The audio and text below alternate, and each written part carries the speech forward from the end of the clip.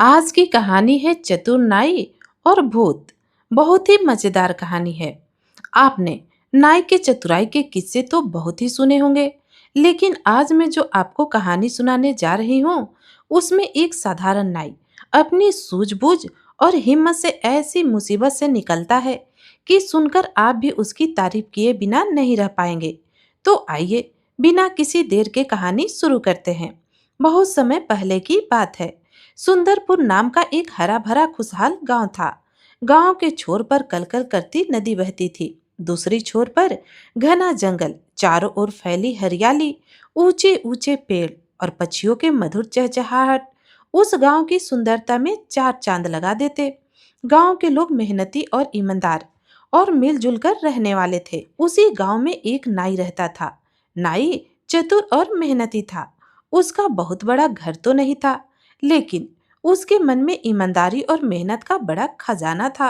वह रोज सुबह सूर्य उदय से पहले उठता, स्नान करता, भगवान का ध्यान करता और फिर अपना पुराना झोला तैयार करता। उस झोले में एक आईना, कैंची, कंघी और हजामत बनाने का सारा सामान रहता था। भोजन करके वह गांव की ओर निकल पड़ता और रास्ते भर अपनी मीठी आवाज में पुकारता रहता, आओ भैया, जिसकी हजामत बनवानी हो, बाल कटवाने हो, जल्दी आ जाओ। नाई आ गया। गांव के बीचों बीच एक विशाल बरगद का पेड़ था। उसी के नीचे उसकी पुरानी लकड़ी की कुर्सी रखी रहती। वह आईना टांगता और लोगों के बाल व दाढ़ी बनाने में लग जाता। पूरे गांव के लोग उसी से हजामत बनवाते, इसलिए सुबह से शाम तक उसके पास ग्राहकों की लाइन लगी रहती। एक दिन वह एक किसान की दाढ़ी बनाने जा ही रहा था कि तभी सरपंच का नौकर हांफता हुआ वहां आ पहुंचा और आते ही ऊंची आवाज में कहा, अरे ओ नाई, तुझे कितनी बार समझाया है कि हर चौथे दिन खुद ही सरपंच जी के घर आ जाया कर। हर बार तुझे बुलाने क्यों आना पड़ता है? नाई ने माथे पर हाथ मारते हुए कहा, अरे भाई, आज तो मैं बिल्कुल ही भूल गया। तुम चलो, मैं यह काम खत्म करके तुरंत आता हूँ। कुछ ही देर में अपना काम पूरा करके नाई अपना झोला उठाकर सरपंच के घर जा पहुंचा। जैसे ही उसने आंगन में कदम रखा, उसने देखा कि सरपंच चारपाई पर गुस्से में बैठे हैं। उनकी दाढ़ी काफी भर चुकी थी। चेहरे पर नाराजगी साफ दिखाई दे रही थी। अब नाई को देखते ही सरपंच गरज पड़े, अरे, तुझे कितनी बार कहा है, हर चौथे दिन खुद ही आ जाया कर। देख, मुझे शाम को पंचायत में जाना है और मेरी दाढ़ी कैसी बेतरबी बढ़ रही है। चल, जल्दी से हजामत बना और बाल भी ठीक कर दे। नाई ने हाथ जोड़कर कहा, गलती हो गई सरपंच जी, आगे से ऐसी भूल नहीं होगी। उसने झोली से आईना निकाला, सरपंच के सामने टांग दिया और बड़ी सावधानी से उनकी दाढ़ी बनाने लगा। इतने में सरपंच ने मूंछों पर हाथ फेरते हुए कहा, देख, मेरी दाढ़ी चाहे जैसी भी बना दे, लेकिन मेरी मूंछों को जरा भी नुकसान नहीं होना चाहिए। यह मेरी शान है। पूरे इलाके में लोग मेरी मूंछों की मिसाल देते हैं। अब नाई मुस्कुराया और बोला, सरपंच जी, आप बिल्कुल चिंता मत कीजिए। मेरा उस तरह मेरी बात मानता है। मेरा उस तरह मेरी बात मानता है और मेरी कैंची मेरे इशारे पर चलती है। आपके मूंछों को कुछ नहीं होगा। सरपंच ने भी मुस्कुराते हुए कहा, अच्छा अच्छा, अब बातें कम और काम ज्यादा कर। बहुत ही ध्यान से नाई दाढ़ी बना रहा था। थोड़ी ही देर में पूरी हजामत तैयार हो गई। बस मूंछों के पास की हल्की सी दाढ़ी साफ करनी बाकी थी।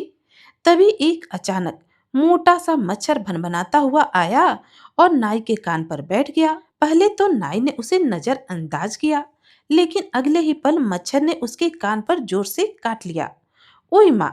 नाई के मुंह से हल्की सी आवाज निकली और दर्द के कारण उसका हाथ जरा सा कांप गया। बस फिर क्या था, किस्मत ने ऐसा खेल खेला कि एक पल की छोटी सी चूक ने बड़ा बवाल खड़ा कर दिया। उस तरह फिसला और सरपंच के दाएं तरफ की पूरी मुंह साफ हो गई। अब नाई का चेहरा सफेद पड़ गया। उसके हाथ पांव फूल गए। उसे समझ ही न आ रहा था कि अब क्या करे। इधर जैसे ही सरपंच ने आईने में अपना चेहरा देखा, उसकी आंखें गुस्से से लाल हो गई। उन्होंने जोर से डहारते हुए कहा, अरे नालायक, यह तूने क्या कर दिया? मैंने तुझे कितनी बार समझाया था कि मेरी मूंछ को हाथ मत लगाना, और तूने तो मेरी आधी मूंछ ही उड़ा दी। अब नाई घबराकर बोला, सरपंच दी, मेरी कोई गलती नहीं। उस मच्छर ने कान पर काट लिया, इसलिए हाथ हिल गया। मुझे माफ कर दीजिए। लेकिन इस बार सरपंच कुछ भी सुनने को तैयार नहीं थे। उन्होंने गुस्से में डंडा उठा लिया और गरजते हुए बोले, ठहर जा, आज मैं तुझे छोड़ने वाला नहीं हूँ। मेरी मूंछों की ऐसी दुर्गति कर दी। अब नाई ने देखा कि मामला हाथ से निकल चुका। उसने जल्दी जल्दी अपना कैंची और आईना झोले में डाला और वहां से भाग लिया। आगे आगे नाई अपना झोला लिए हुए दौड़ रहा था और पीछे पीछे सरपंच लाठी लेकर चिल्लाते हुए भाग रहे थे कि नाई कहीं ना कहीं तो हाथ आएगा ही। फिर देख कैसी तेरी खबर लेता हूँ। गांव के बच्चे यह नजारा देखकर खिलखिलाने लगे। किसी ने कहा, अरे अरे देखो, सरपंच की आधी मूछें गायब हैं।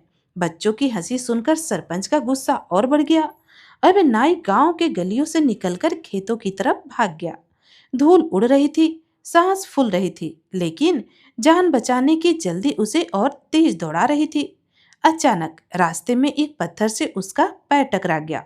वह लड़खड़ा गया और धड़ाम से जमीन पर गिर पड़ा। उसका झोला दूर जाकर गिर पड़ा। उसमें रखा पुराना आईना टूटकर कई टुकड़ों में बिखर गया। अब नाई ने घबराकर झोला उठाया, टूटे हुए आईने के टुकड़े जैसे तैसे अंदर डाले, फिर से दौड़ पड़ा। अब तक वह गांव से काफी दूर निकल आया था। सामने घना जंगल दिखाई दे रहा था। उसे लगा गांव में गया तो सरपंच धरपकड़ करेगा। बेहतर है आज रात इस जंगल में ही काट लो। ऐसा सोचकर वह जंगल के भीतर घुस गया। ऐसा सोचकर वह जंगल के भीतर घुस गया। थोड़ी दूर जाकर उसे एक बड़ा पेड़ दिखाई दिया। वह जल्दी से पेड़ पर चढ़ गया और पत्तों के बीच छिपकर बैठ गया। कुछ देर बाद सरपंच भी वहां पहुंचे। उन्होंने इधर उधर देखा, लेकिन नाई कहीं दिखाई न दिया। गुस्से में चिल्लाकर बोले, सुन, तू आज बच गया, लेकिन हमेशा नहीं बचेगा। कभी ना कभी गांव तो आएगा ही, तब तुझे देख लूंगा। इतना कहकर सरपंच लाठी पटकते हुए वापस गांव की ओर लौट गया। अब नाई भी पेड़ पर दुबका बैठा रहा। उसे डर था कि कहीं सरपंच झाड़ियों में छिपकर उसका इंतजार न कर रहे हों। काफी देर बाद जब चारों तरफ सन्नाटा हो गया, तब वह धीरे धीरे पेड़ से उतरा। उसने सोचा अब घर जाना ठीक नहीं। सरपंच का गुस्सा अभी शांत नहीं हुआ होगा। आज की रात यहीं काट लेता हूँ, कल जाकर माफी मांग लूंगा। और वह उसी पेड़ के नीचे बैठ गया। सुबह से भाग दौड़ से उसने कुछ खाया भी नहीं था। पेट में चूहे कूद रहे थे और शरीर थकान से टूट रहा था। धीरे धीरे रात गहरी होने लगी। जंगल में झिंगरों की आवाज गूंजने लगी। ठंडी ठंडी हवाएं चल रही थी। अब नाई ने झोला सिरहाने रखा और पेड़ के तने से टिककर आंखें मूंद ली। उसे अभी हल्की हल्की झपकी आई ही थी कि अचानक धड़ाम एक जोरदार आवाज गूंजी। अब नाई घबराकर उठकर बैठ गया और कांपते हुए इधर उधर देखने लगा। पेड़ की डालियां तेजी से हवा में हिल रही थी और सामने अंधेरे में कोई लंबा चौड़ा साया खड़ा दिखाई दे रहा था। जैसे जैसे वह साया करीब आया, अब नाई की धड़कन तेज होती गई। उसके सामने एक विशाल काय डरावना भूत खड़ा था। उसकी आंखें अंगारों की तरह चमक रही थी। आवाज बिजली के गड़गड़ाहट जैसी थी। अब भूत ने गरज कर कहा, अरे मानव, तेरी इतनी हिम्मत कि मेरे पेड़ के नीचे आकर सो गया। अबे नाई तो बहुत डर गया। उसकी आंखें लाल लाल अंगारों की तरह चमक रही थी। उसकी भारी आवाज सुनकर किसी का भी कलेजा कांप जाए। असल में वह पेड़ उसी भूत का निवास स्थान था। हर रात की तरह वह अपने ठिकाने पर लौटा था, लेकिन आज वहां एक इंसान को आराम करते देखे उसका गुस्सा सातवें आसमान पर पहुंच गया। वह गरजते हुए बोला, अरे मूर्ख इंसान, तेरी इतनी हिम्मत कि मेरे पेड़ के नीचे आकर सो गया। क्या तुझे अपनी जान प्यारी नहीं? अब नाई का गला तो डर से सूख गया। तभी उसकी अपनी माँ की कही हुई बातें याद आ गई। मुसीबत कितनी भी बड़ी क्यों ना हो, घबराना मत। ठंडे दिमाग से सोचोगे तो रास्ता जरूर मिलेगा। बस यही सोचकर नाई ने अपने डर को चेहरे पर आने नहीं दिया और गहरी सांस ली और बोला, मुझे क्या पता था कि यह पेड़ तुम्हारा है। मैं तो रास्ते से जा रहा था, थक गया, इसलिए थोड़ी देर आराम करने बैठ गया। भूत ने हैरानी से नाई को देखा। वह मन ही मन सोचने लगा, अजीब इंसान है, बाकी लोग तो मुझे देखते ही बेहोश हो जाते हैं, लेकिन यह तो मेरी आंखों में आंखें डालकर बातें कर रहा है। भूत ने फिर पूछा, सच सच बता, रात के इस अंधेरे में जंगल में क्या करने आया है? नाई ने सीना चौड़ा करते हुए कहा, लगता है तुम मुझे जानते नहीं हो।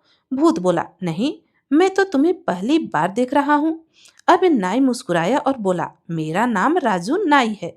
मैं रात के समय जंगल में घूम घूम कर शरारती भूतों को पकड़ता हूँ, फिर उन्हें अपने झोले में कैद करके ले जाता हूँ। इतना सुनते ही भूत जोर जोर से हंसने लगा। एक इंसान और भूतों को कैद करेगा, यह मजाक अच्छा था। मैं अब मैं तुझे खाकर अपनी भूख मिटाऊंगा। इतना कहकर जैसे ही भूत उस नाई की तरफ बढ़ा, नाई ने हाथ उठाकर उसे रोक दिया। रुक जा, एक कदम भी आगे बढ़ाया तो तेरी भी हालत वही होगी जो बाकी भूतों की हुई। भूत थोड़ा ठिठक गया।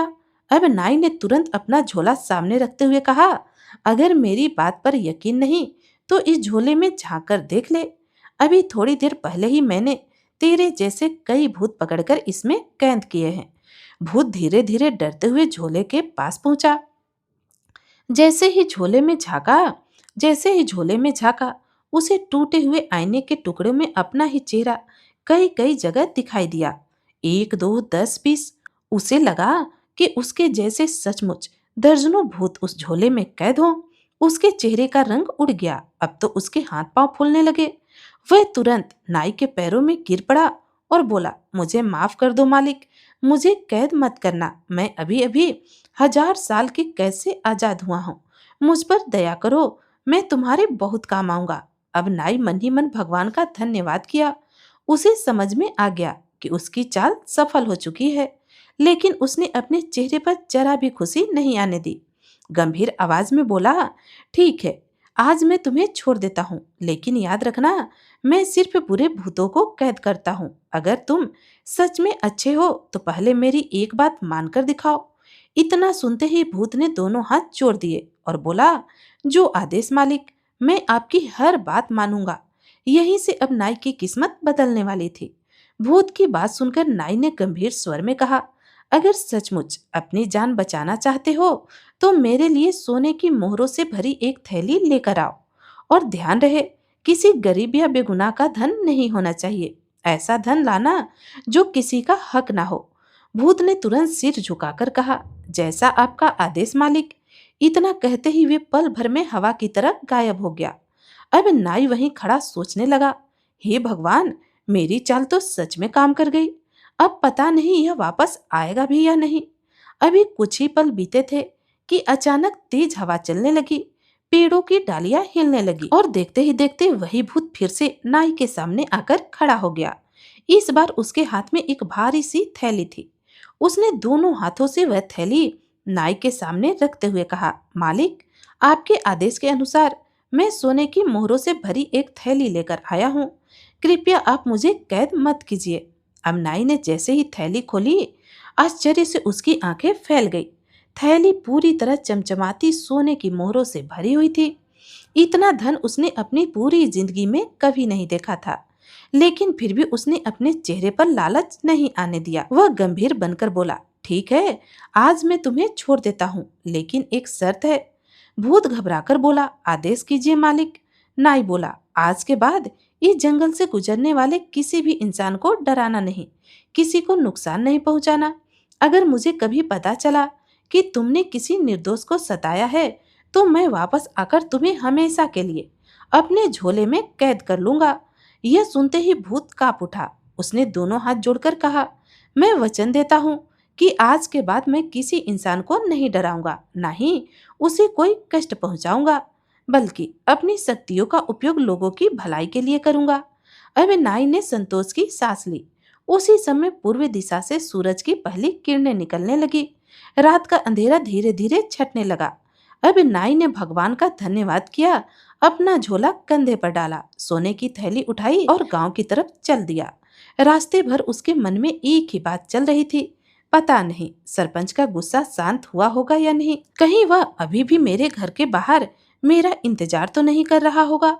कहीं वह अभी भी मेरे घर के बाहर मेरा इंतजार तो नहीं कर रहा होगा।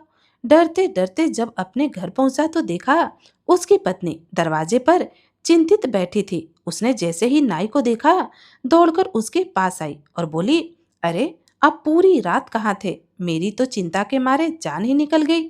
अब नाई ने घर के अंदर जाकर पूरी घटना शुरू से आखिर तक अपनी पत्नी को सुना दी। उसकी पत्नी समझदार थी। उसने तुरंत दरवाजा अंदर से बंद कर लिया। धीरे से बोली, पहले यह थैली तो खोल कर देखिए। दोनों ने जैसे ही थैली खोली, उनकी आंखें चमक उठी। थैली में चमचमाती सोने की मोहरें भरी हुई थी। अब उसकी पत्नी की आंखों में खुशी के आंसू आ गए। वह बोली, भगवान के घर देर है अंधेर नहीं। हमने कितने दिन मुश्किलों में गुजारे हैं, आज देखो प्रभु ने हमारी झोली खुशियों से भर दी। फिर वह अचानक गंभीर हो गई। उसने कहा, लेकिन अभी खुशी मनाने का समय नहीं। सरपंच का गुस्सा अभी पूरी तरह शांत नहीं हुआ होगा। अभी 2-4 दिन घर से बिल्कुल भी बाहर मत निकलना। अगर उसके आदमी पूछने आएंगे तो मैं कह दूंगी कि आप अभी तक घर लौटे ही नहीं। अब नाई को भी पत्नी की बात ठीक लगी। उसने कहा, ठीक है, जैसा तुम कहो, कुछ दिन सावधानी ही बेहतर है। फिर दोनों ने भगवान को प्रणाम किया और मन ही मन आने वाले अच्छे दिनों के लिए उनका धन्यवाद करने लगे। पत्नी की बात मानकर नाई अगले कुछ दिनों तक घर से बाहर नहीं निकला। उधर सरपंच के आदमी भी 2-3 बार उसे ढूंढने आए, लेकिन हर बार उसकी पत्नी ने यही कहा कि वे अभी तक घर वापस लौटे ही नहीं। मुझे भी उनकी बहुत चिंता हो रही। धीरे धीरे यह बात पूरे गांव में फैल गई कि नाई जंगल में कहीं खो गया। अब तो सरपंच का गुस्सा भी ठंडा पड़ने लगा। उसे मन ही मन डर सताने लगा। वह सोचने लगा, अगर सचमुच नाई के साथ जंगल में कोई अनहोनी हो गई तो लोग मुझे ही दोष देंगे। आखिर वह मेरी वजह से ही डरकर जंगल की तरफ भागा था। यही सोचकर सरपंच ने भी नाई के घर आना जाना बंद कर दिया। कुछ दिन बीत गए। अब नाई को पूरा विश्वास हो गया कि खतरा टल चुका है। वह घर से बाहर निकला। अब उसके पास सोने के मोहरे से भरी थैली थी, लेकिन नाई ने उस धन का घमंड कभी न किया। सबसे पहले अपनी टूटी फूटी झोपड़ी की जगह एक सुंदर और मजबूत पक्का घर बनवाया। फिर उसने एक छोटा सा कारोबार शुरू किया। उसे संभालने की जिम्मेदारी अपनी पत्नी को सौंप दी। पत्नी भी पूरे मन से उस काम को संभालने लगी। अब घर की आर्थिक स्थिति पहले से कहीं बेहतर हो गई थी। लेकिन सबसे बड़ी बात थी कि नाई अपना पुश्तैनी काम कभी नहीं छोड़ा। वह रोज की तरह अपना वही पुराना झोला उठाता, गांव के बीच वाले पेड़ के नीचे जाता और मुस्कुराते हुए आवाज लगाता, आओ भैया, जिसकी हजामत बनवानी हो या बाल कटवाने हो, जल्दी आ जाओ। नाई आ गया। गांव वाले यह देखकर हैरान रह जाते। वे आपस में कहते, देखो, इतना धन आने के बाद भी इसके स्वभाव में जरा सा भी घमंड नहीं आया। आज भी पहले की तरह वह मेहनत करके अपनी रोजी रोटी कमाता है। धीरे धीरे पूरे गांव में नाई की इज्जत पहले से भी ज्यादा बढ़ गई। एक दिन सरपंच जी की भी मुलाकात नाई से हुई। इस बार ना तो उसके चेहरे पर गुस्सा था और ना ही अहंकार। नाई ने मुस्कुराकर हाथ जोड़कर कहा, राम राम सरपंच जी। सरपंच भी मुस्कुराए और बोले, नाई, उस दिन जो हुआ उसे भूल जाओ। गुस्से में इंसान कभी कभी सही गलत का फर्क भूल जाता है। नाई ने भी बिना किसी शिकायत के उन्हें प्रणाम किया। उस दिन के बाद दोनों के बीच की सारी नाराजगी हमेशा के लिए खत्म हो गई। अब नाई खुशी खुशी अपना जीवन बिताने लगा। वह हमेशा लोगों की मदद करता, मेहनत से काम करता और भगवान का धन्यवाद करता। कहते हैं, सच्ची बुद्धिमानी वही होती है जो मुसीबत के समय इंसान का साथ दे। नाई ने अपनी सूझबूझ, धैर्य और हिम्मत से न केवल अपनी जान बचाई, बल्कि अपनी किस्मत भी बदल ली। तो दोस्तों, आज की हमारी कहानी यहीं समाप्त होती है। इस कहानी से हमें यही सीख मिलती है कि मुश्किल कितनी भी बड़ी क्यों ना हो, अगर इंसान घबराने के बजाय धैर्य, बुद्धिमानी और हिम्मत से काम ले तो हर परेशानी का हल जरूर निकलता है। साथ ही साथ सफलता मिलने के बाद भी इंसान को कभी अपनी मेहनत और अपने संस्कार नहीं छोड़ने चाहिए। यही सच्ची महानता है। तो दोस्तों, अगर आपको हमारी यह कहानी पसंद आई तो प्लीज़ वीडियो को एक प्यारा सा लाइक जरूर करें और अपने दोस्तों और परिवार के साथ इसे शेयर करें ताकि वे भी इस कहानी का आनंद ले सके। और अगर आप हमारे चैनल पर पहली बार आए हैं तो प्लीज़ ऐसे ही कहानियाँ सुनने के लिए हमारे चैनल को सब्सक्राइब करके बेल आइकन जरूर प्रेस करें ताकि आपको नई नई कहानियाँ सुनने को मिल सके। तो दोस्तों, मिलती हूँ एक नई कहानी के साथ। तब तक के लिए राधे राधे।